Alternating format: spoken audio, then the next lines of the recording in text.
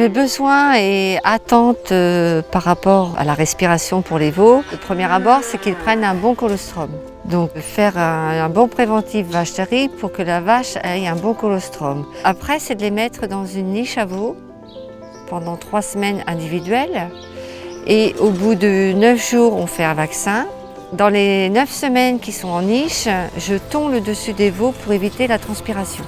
Et pour les fortifier, je mets des vitamines C avec des fleurs d'eucalyptus pour éviter qu'ils toussent.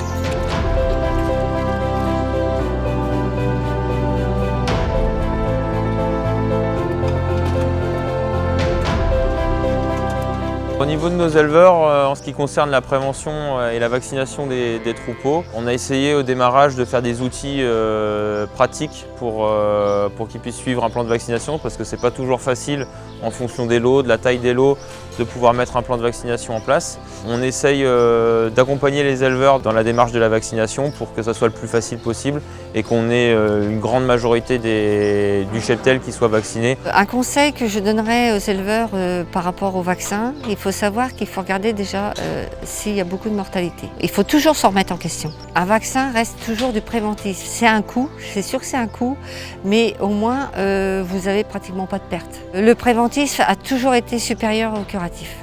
Moi je suis en 2 troupeaux, allaitant et laitier, tous les veaux sont vaccinés. Un bon vaccin contre les maladies respiratoires, je dirais que c'est le premier objectif, c'est d'arrêter la mortalité et de diminuer les symptômes lorsqu'il y en a. Dans les éléments clés d'un vaccin, le premier pour l'éleveur, ça va être le côté pratique, la praticité du vaccin. Le deuxième, ça va être la rapidité de protection du vaccin. Après, un autre, ça va être surtout le dosage aussi, parce que des fois on a des petits lots, donc c'est aussi pratique. On a souvent la demande d'éleveurs qui veulent plutôt des petits flaconnages pour leur permettre de faire leur lot vraiment au fur et à mesure et de ne pas attendre d'avoir un trop gros lot selon la taille des cheptels. Aujourd'hui, pour avoir un bon vaccin pour la respiration, il faut suivre un bon protocole. Si vous dépassez l'âge du veau, déjà vous êtes en retard par rapport à la période du vaccin. Donc on prend tout l'âge des veaux, cas par cas, et on fait notre programme pour l'hiver. On le fait à une période, se rappeler à quelle période on le fait, ça c'est pas évident.